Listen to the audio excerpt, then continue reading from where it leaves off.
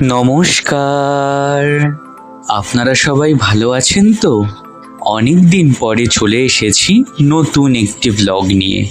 চলুন দেখা যাক একটি বৃষ্টি স্নাত ছুটির দিনের গল্প।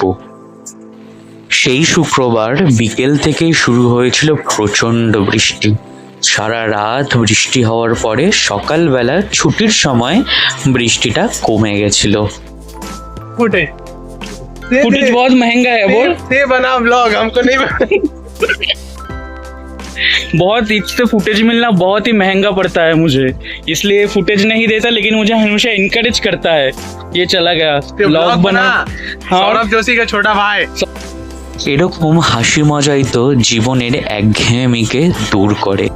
সারা রাত বৃষ্টির পরেও আকাশে এখনো মেঘ আছে, আর বৃষ্টি স্নাত এই প্রকৃতির অপরূপ দৃশ্য দেখতে দেখতে আমি ট্রেনে করে আমার বাড়ি ফিরছি। বৃষ্টি যদি আর না হয় তবে আজকে বিকেলে একটু ঘুরতে যাওয়ার প্ল্যান আছে।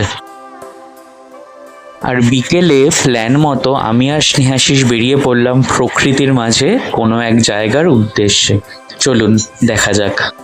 বাসুদেবপুর মোড় দিয়ে কল্যাণী এক্সপ্রেসওয়ে ধরে আমরা চললাম আমাদের গন্তব্যের উদ্দেশ্যে। আর আজকে আমাদের গন্তব্য ছিল বর্তিবিল, যেটা বারাসাত থেকে ব্যারাকপুর এবং আশেপাশের অঞ্চল মিলিয়ে এক বিশাল বিস্তৃত অঞ্চল জুড়ে অবস্থিত। আর আজকে আমরা যাচ্ছিলাম বর্তিবিলের পলতার অংশটিতে। বর্তমান কল্যাণী এক্সপ্রেসওয়ে ভারতের উন্নতির এক জীবন্ত প্রমাণপত্র। তারপরে কল্যাণী এক্সপ্রেসওয়ে থেকে নেমে আমরা গলির রাস্তা ধরে চললাম আমাদের গন্তব্যের উদ্দেশ্যে। এই গলির রাস্তাগুলোও দেখুন খুব ভালো হয়ে গেছে এখন, তাই নয় কি? আর এখন বাইকে যেতে যেতে স্নেহাশিস আমাকে বলছে এই মোড়টা ঘুরলেই দেখবি প্রকৃতির সৌন্দর্য। কিন্তু যেটা ভেবেছিলাম সেটা আর দেখতে পারিনি, কিন্তু প্রকৃতির এক ভিন্ন সৌন্দর্য আমরা উপলব্ধি করেছি। গত রাতে এতই বৃষ্টি হয়েছে যে মাছের ভেড়ি, চাষের ক্ষেত, রাস্তা সবই এক হয়ে গেছে। যেখানে রাস্তা দিয়ে বহু দূর বিস্তৃত প্রকৃতির মাঝে চলে যাওয়া যেত, সেইখানে আজকে প্রায় হাঁটু জল। তাও আমরা রাস্তা দিয়ে অনেকটাই ভেতরে গেছি, চলুন সেটাই দেখা যাক। you have scammed me today। আরে এই জায়গাটা এপিক দেখতে, এপিক হ্যাঁ ভাই। আমাকে আজকে স্নেহাশিস বলে এনেছে এই জায়গাটা, মানে আমার একটু ফাঁকা জায়গা পছন্দ প্রকৃতির মাঝে। দেখে লোক আছে এখানে, ও আমাকে বলে এনেছে একটা ফাঁকা জায়গায় নিয়ে যাব, সুন্দর জায়গায় প্রকৃতির মাঝে। ঠিক মুডটা ঘুরলাম আর আমি এই দৃশ্যটা দেখতে পেলাম, এসে আমার মুডটা একদম খারাপ হয়ে গেল। মুড খারাপের নেচারটা কত সুন্দর। তারপরে এটা দেখতে পেয়ে এটা আমার এখন ভালো লাগছে, এটা চারিদিকটা এরকম।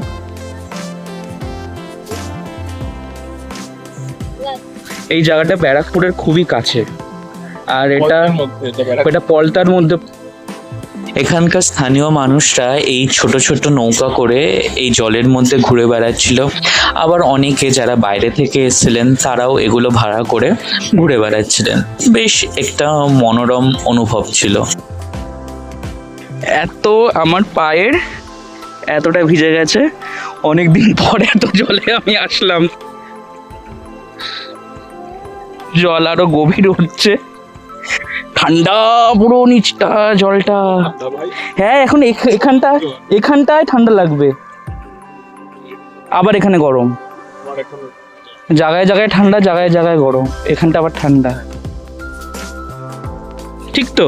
ঠিক। আমি যা বলি ঠিকই হয়। ঠিক আছে, তুই সোজা পথে হাঁট, সোজা তাকিয়ে হাঁট, চিটপটাং হয়ে পড়ে যাবি। ওকে, these people are retreating and we are going there।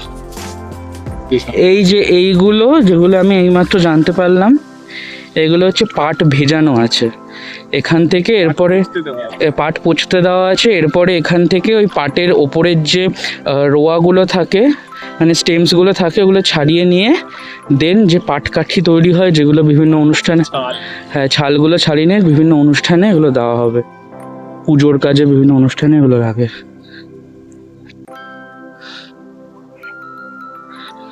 সব লোকাল 2x এ কেন?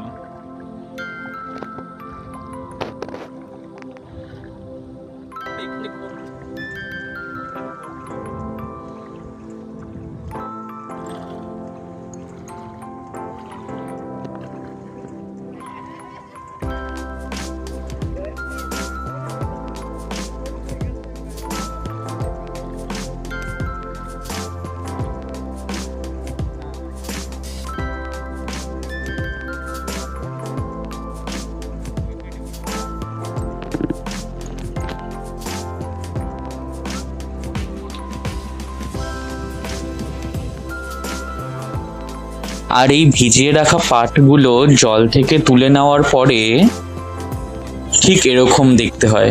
দোকান থেকে আমরা এই অবস্থায় পাটগুলোকে কিনে আনি। এই ছোট ছোট নৌকোগুলোর নাম আমি ঠিক জানি না, যদি আপনারা জানেন প্লিজ কমেন্ট করে আমাকে জানার সুযোগ করে দেবেন।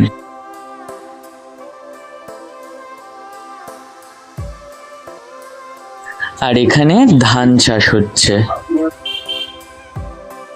আর এবার আমরা ফেরার পথ ধরলাম।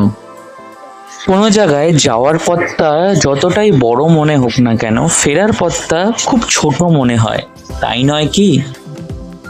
তারপরে কল্যাণী এক্সপ্রেসওয়ে ধরে আমরা চলে গেলাম পলতাপাড়ার খুবই কাছে আমাদের সেই প্রিয় চায়ের স্টলে। এর ঠিক অপোজিটেই আছে একটি ফুড স্টল। আজকে আর সেখানে যাওয়া হয়নি, পরে অন্য কোনো দিন সেখানে আবার যাব আর আপনাদেরও নিয়ে যাব। তারপর ধরলাম বাড়ি ফেরার পথ।